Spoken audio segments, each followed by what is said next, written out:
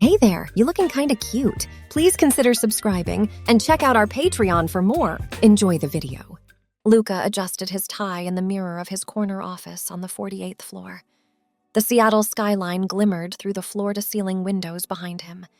At only 32, he was the youngest senior partner at Grayson Consulting, a powerhouse firm advising multinational corporations and foreign governments. His Armani suit was impeccably tailored to his athletic frame. Clients and colleagues knew him as an alpha male, closing deals on the golf course and holding court at power lunches. But they didn't know his secret. By night, Luca transformed into the glamorous drag queen Lucinda Scarlett. With his chiseled features, he made a stunning woman. Long auburn hair cascaded over his shoulders. His svelte legs went on for days in 6-inch stilettos. A custom-made sequined gown hugged his curves. Lucinda's wit and poise made her an icon on the underground drag circuit. Luca had discovered drag in college, daring himself to enter an amateur contest at a dive bar. When he stepped on stage as Lucinda for the first time, a bold confidence overtook him, a release from his buttoned-up daytime persona. He was hooked. Over the years, he'd carefully compartmentalized his double life, terrified of being found out. He'd seen what happened to a classmate whose corporate job offer was rescinded when Facebook photos surfaced of him in a zebra print miniskirt. Ever since, Luca had kept Lucinda hidden away, a treasured secret known only to a few close friends in the drag community. The door to Luca's office swung open. "Meeting in 5, Luca," trilled his assistant Mona, a whip-smart NYU grad he'd handpicked from 100 applicants.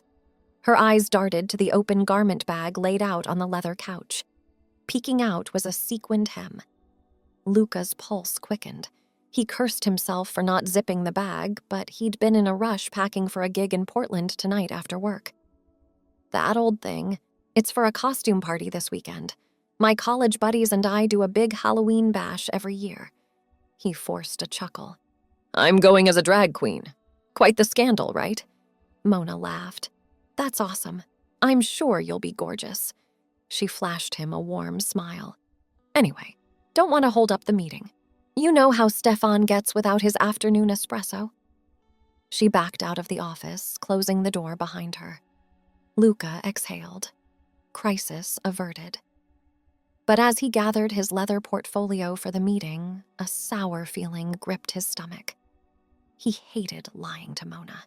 She'd proven herself loyal and trustworthy over the 3 years they'd worked together. A small part of him longed to confide in her, but he couldn't risk it. Luca remained on guard all through the client meeting, distracted and unfocused. Stefan shot him an annoyed look when he fumbled a question. All Luca could think about was the shimmering dress in the garment bag and how desperately he craved the freedom of being Lucinda. As soon as the meeting wrapped, Luca mumbled an excuse about an off-site lunch and bolted from the conference room. He needed to clear his head. Riding the elevator down to the lobby, he pulled up the website for tonight's show on his phone. There in the lineup was blah featured act, Lucinda Scarlett. Luca had 30 minutes to transform and make the 2-hour drive to Portland. He tossed the garment bag and a duffel of accessories in the trunk of his Tesla. Backing out of the parking garage, he took off toward the interstate, leaving the city and his daytime identity behind. 2 rest stops later, Luca had completed his metamorphosis into Lucinda. He checked his reflection in the visor mirror one last time, gluing down a stubborn false eyelash. Satisfied, he pulled back onto the highway, cranking up Lady Gaga on the stereo as the lights of Portland twinkled on the horizon. Lucinda was greeted by a roaring crowd as she slinked on stage at the Birdcage, a tiny but beloved drag cabaret. Under the hot stage lights, her auburn curls shimmered and her gown dazzled. She bantered with the audience, her husky voice dripping with innuendo. During her signature burlesque number to "Diamonds Are a Girl's Best Friend," she plucked a gray-haired gentleman from the front row to twirl around the stage.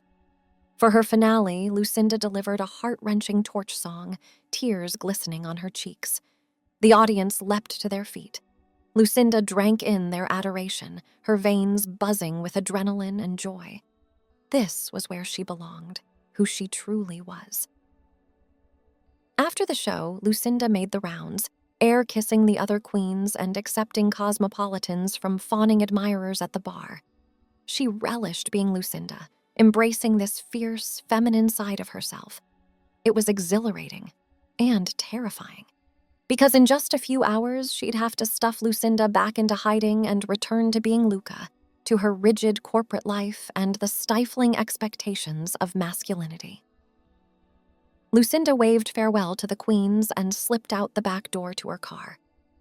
The alley was dark and deserted. She yanked open the trunk and started stripping off her gown.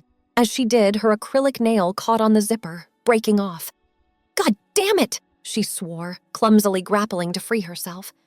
The crunch of gravel made her freeze. Footsteps approached. Lucinda stood there, trapped in her gown, heart thundering against her ribs. A shadowy figure rounded the corner and stopped dead.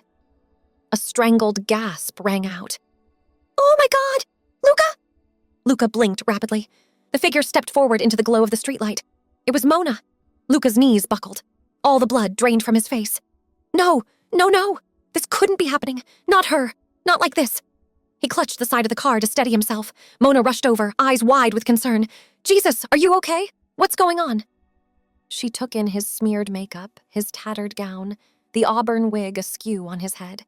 He could only imagine what a crazy sight he must be. Shame seared through him, white hot. He wanted to run, to disappear, to rewind this moment and erase it. Erase himself. His secret identity had just been blown to hell. His career, his whole life, everything he'd carefully built would come crashing down, all because he couldn't resist the siren song of Lucinda. "I can explain," he croaked, but no words came. What could he possibly say? That it was all a misunderstanding? That it wasn't what it looked like? It was exactly what it looked like, him sneaking around as a drag queen without a shred of professional dignity. To his shock, Mona chuckled. "I can't believe it! You're her, aren't you? Lucinda Scarlet. I knew your performance style looked familiar." Luca gaped at her. Mona waved a hand. "It's okay. Your secret's safe with me. But I have to say, you make a fabulous drag queen. The way you owned that stage."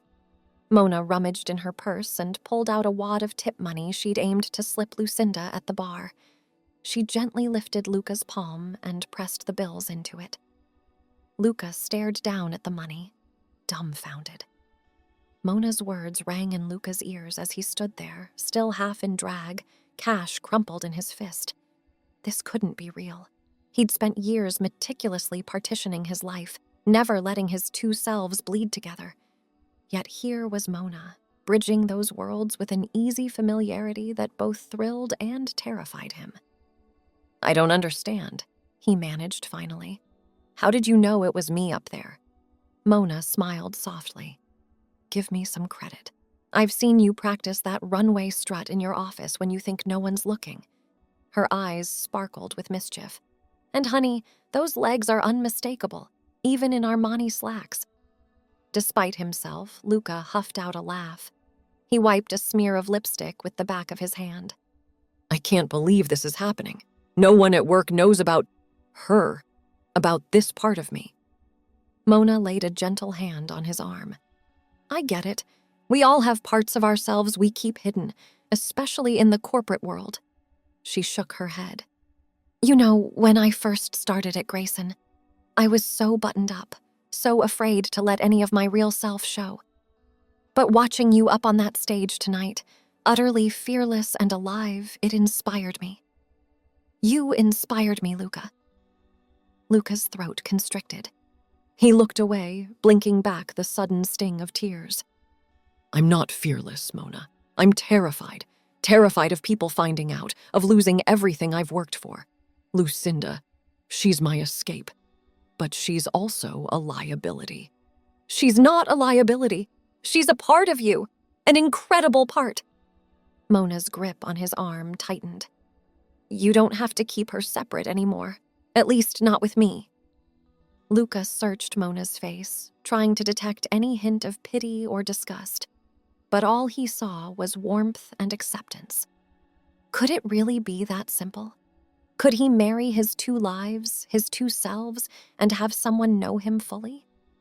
Slowly, tentatively, he let himself imagine it.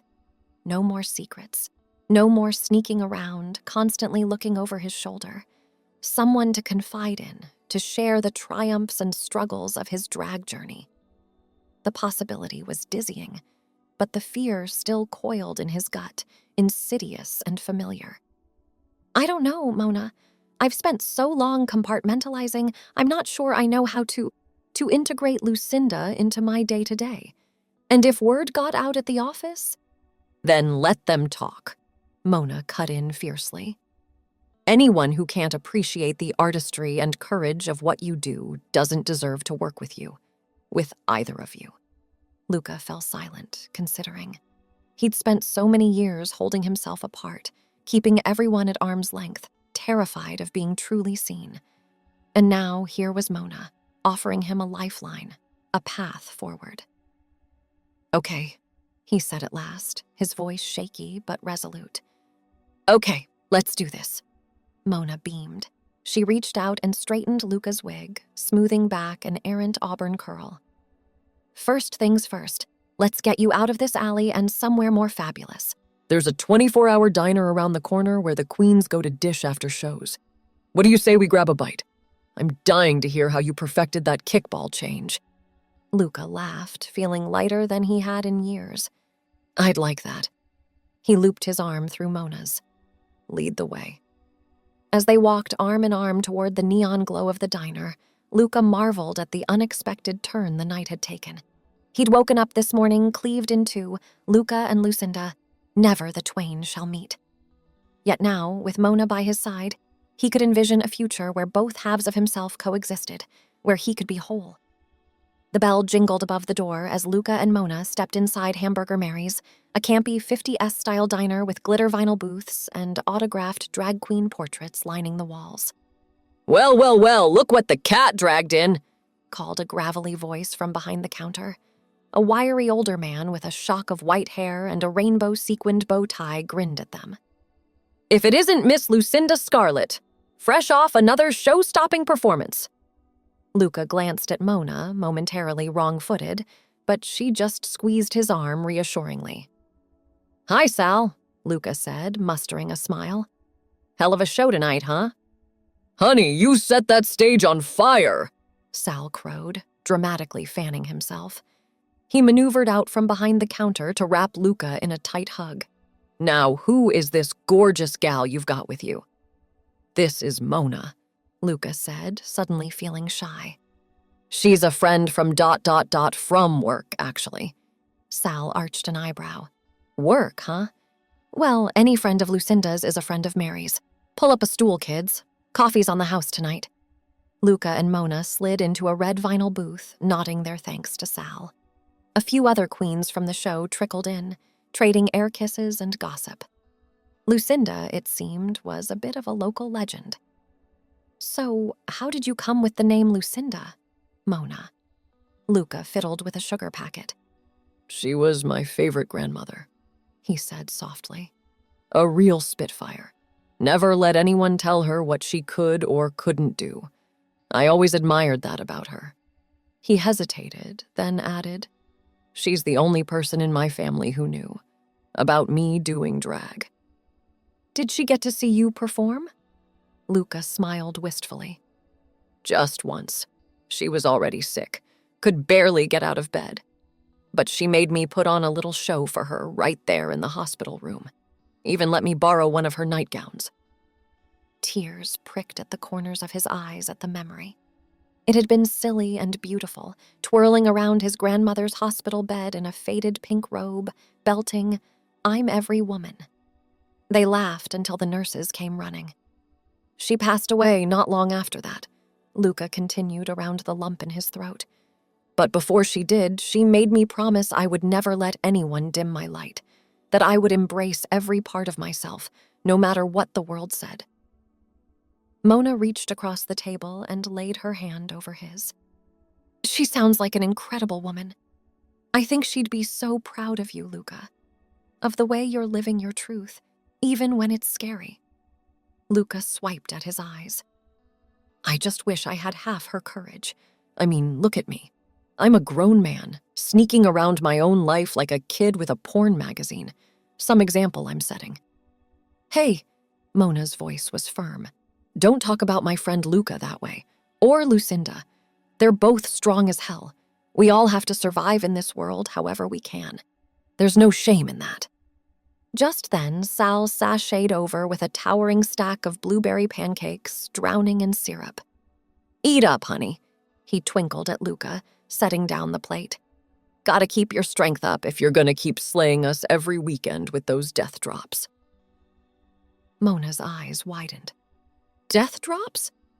Luca blushed. He picked up a fork and stabbed at a stray blueberry. I may know a few tricks, he mumbled. Sal snorted. As they dug into the pancakes, conversation turned to lighter topics. The new Britney album, Mona's quest to find the perfect red lipstick, the time Luca lost a nail mid-shimmy during a Cher medley and had to finish the number with 9 fingers. By the end of the meal, Luca's sides ached from laughing. He couldn't remember the last time he'd felt this at ease, this unguarded. Maybe never. It was like a fist slowly unclenching in his chest. When the check came, Luca waved off Mona's offer to split it. Please, let me. It's the least Lucinda can do for such a devoted fan. He punctuated it with a wink, delighting in Mona's answering giggle. Outside the diner, the sky was just starting to turn dove gray with impending dawn. Seattle would be waking up soon, and with it, Luca's other life. But for now, in the liminal space between night and day, between Luca and Lucinda, everything felt deliciously possible. Thank you, he said abruptly, turning to Mona. For tonight, for seeing me. He swallowed hard. I've spent so long feeling fractured, pulled between these two parts of myself.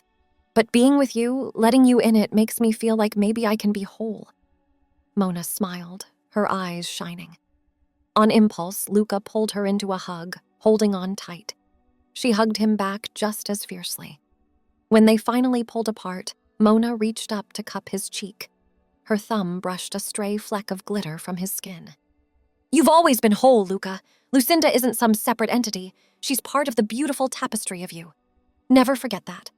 Luca nodded, not trusting himself to speak. They stood like that for a long moment, foreheads touching, breathing each other in. Finally, reluctantly, Mona stepped back. I should get going, she said, stifling a yawn. I've got a hot date with my bed. Of course. Luca suddenly felt awkward, uncertain. The magic of the night was dissipating, the real world rushing back in. I guess I'll see you at the office? Mona paused. Slowly, deliberately, she reached into her purse and pulled out a tube of lipstick. She uncapped it to reveal a brazen fire engine red. Tell you what if we let a little Lucinda sneak into Luca's 9 to 5? Luca stared at the scarlet lipstick, his pulse quickening. Let Lucinda into the office? The idea was thrilling and utterly terrifying. His drag persona had always been a closely guarded secret, a separate life he escaped to in the shadows. Bringing her into the harsh fluorescent light of day felt like inviting disaster. But Mona's eyes sparkled with excitement, with possibility. And standing there on that pre-dawn sidewalk, still buzzing from their diner confessional, Luca found himself wanting to be daring, to take a risk and let his two selves mingle, even just a little. Slowly, he nodded. Okay, he said, feeling giddy and slightly nauseous. Let's do it. Just a touch of Lucinda at the office. No full face, no wig, maybe just a bold lip and some mascara. Mona grinned. Atta girl, we'll ease into it. She held out the lipstick. Here, keep this. Consider it a good luck charm from me to you. And Lucinda. Luca took the tube reverently, tucking it into his pocket. Thank you, he said softly, for everything. They hugged one last time, then parted ways with a wave, Luca's mind already spinning with the magnitude of what he'd just agreed to. The next morning, Luca woke to his alarm with a groan, head muzzy with champagne and nerves. He stumbled into the bathroom and froze. There on the counter sat Mona's red lipstick, innocuous yet daring him to follow through. No backing out now. With trembling fingers, Luca lined his eyes and swiped on 2 coats of mascara. He painted his lips with the brazen red, blotting carefully on a tissue. He stared at his reflection, barely recognizing himself. Luca, but with a whisper of Lucinda. He paired his burgundy blazer to match the lip, deciding to forego a tie. When he strode into the office, travel mug in hand, he kept his eyes forward, avoiding curious stares from coworkers. He made it to his desk without incident and busied himself booting up his computer, pulse racing. "Morning, Luca." He looked up to see Mona leaning against his doorframe, 2 paper cups in hand. She arched an eyebrow at his makeup, a smile playing at her lips. "Loving the new look," she said, voice low.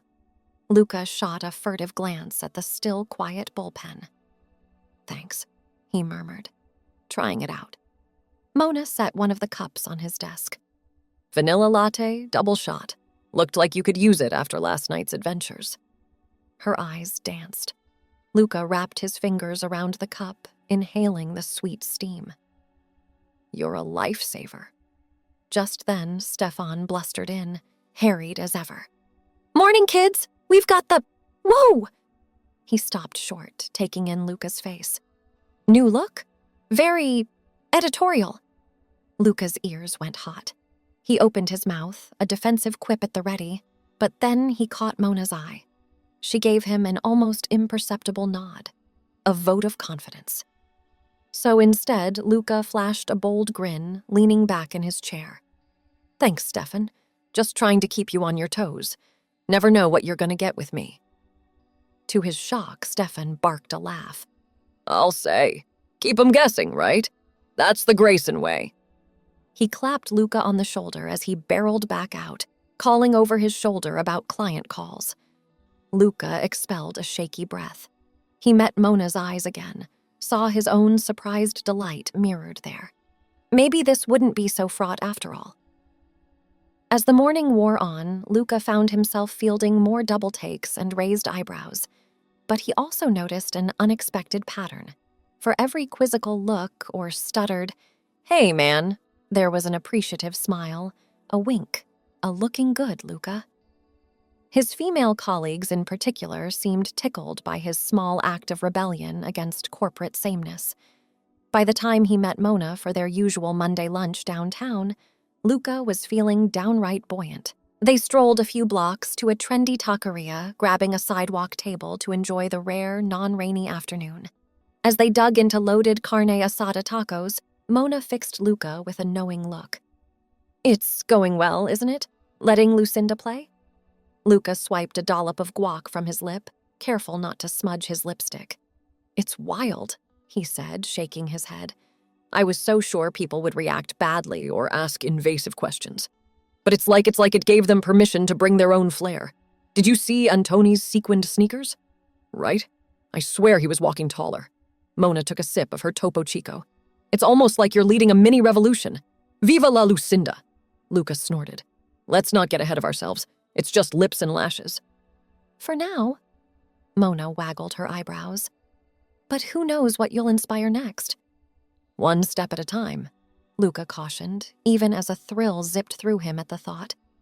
He polished off his taco, marveling inwardly at how far they'd come from that shadowy encounter just days before. Back at Grayson, Luca's good mood lasted through his design review with Stefan. He even managed to fend off the copywriter's nitpicky edits with some classic Lucinda wit. But as he headed into his weekly full-team status, a flicker of anxiety crept back in. The whole crew would be there, not just his immediate pod, including some of the old guard he'd carefully avoided all morning. As the glass-walled conference room filled up, Luca felt curious eyes on him. He kept his own gaze trained resolutely on his lap towel, fighting the urge to chew his lip and ruin his lipstick. Mona had been pulled into another meeting, so he was flying solo. The CFO, Karen, called the meeting to order. Luca half listened as they ran through the usual project updates and budget discussions, his leg bouncing under the table. Finally, Karen turned her laser focus on him. Luca, you have the rebranded pitch for American Apparel ready to present to the client? Luca sat up straighter, clicking to his slides. I do. The new visual identity is bold but maintains the urban edge that defines. I'm sorry, are we not going to address this? A gruff voice cut in. Luca followed the accusatory finger to his face. The pointer was Hank, a crusty account director who'd been with Grayson since the dawn of time. Hank frowned, bushy brows knit. Son, what's with the war paint? You got an audition for RuPaul after this? Luca's stomach plummeted to his designer Oxfords. Oh, God. This was it. The moment he'd feared, confronted by the most toxic holdover from a different era. Jokes and titters rippled through the room, the air suddenly uncomfortably charged. Luca swallowed hard, neck flushing. He had a line ready, the one he'd rehearsed in his mind all day. Just trying something new, Hank. Figured if Bowie could rock a beat, so can I. A bit cheeky, but firm. But now, faced with the mocking sneer on the older man's weathered face, he faltered. Pretty unprofessional, if you ask me. Hank pressed on, picking at his teeth with a pen cap. We're here to work, not play dress-up. The flush spread from Luca's neck to his cheeks. His armpits prickled with sweat. This was spiraling fast, his newfound confidence collapsing like a house of cards. He opened his mouth, but no sound came out.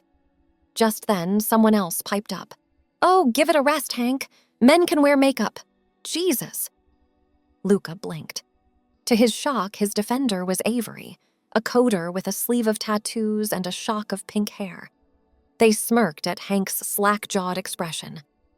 What? They said, arms crossed. You never rocked a little guy liner in your Bowie days? Don't tell me you didn't. I've seen the pictures from the holiday party of No, 85. Had that same patchy stash back then, too. The room erupted in surprised laughter. Hank sputtered, face going beet red. Karen pounded her fist on the table. All right, enough. Hank, Luca's personal style is really none of your concern. This is an ideas company. Let's keep our minds open, HM. She gave Luca a barely perceptible wink before pushing her glasses up her nose. Now, you were saying about that rebrand?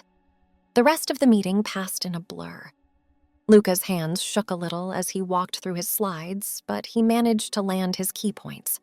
When Karen finally called the meeting, he slumped back in his chair, wrung out. As the team filtered out, a few shot him discreet thumbs up. Avery clapped him on the back. You do you, man. Fuck the haters. Then it was just Luca and Karen.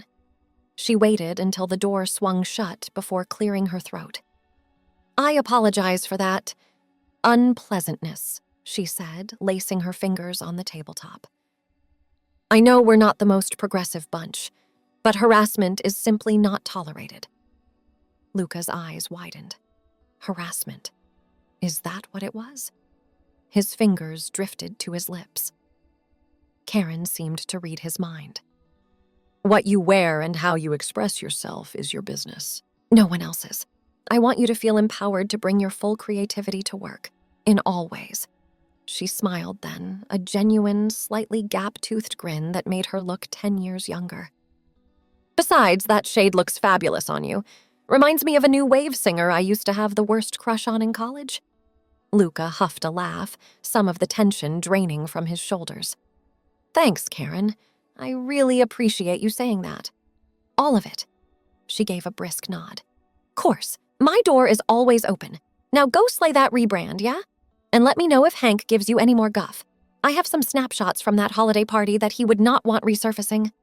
With a wink, she swept out, leaving Luca alone with his thoughts. He dragged a hand over his face, careful not to smudge. That was close. Too close. Maybe this was all a terrible idea. He'd outed himself without a safety net, exposed his softest parts to the wolves. But then he thought of Karen's unexpectedly kind words, of Avery leaping to his defense, all piss and vinegar, of the half-hidden smiles and subtle cheers of his team. Even in the face of open hostility, he'd had allies. Thanks for watching. Be sure to check out Patreon for a lot more content and early access to YouTube videos.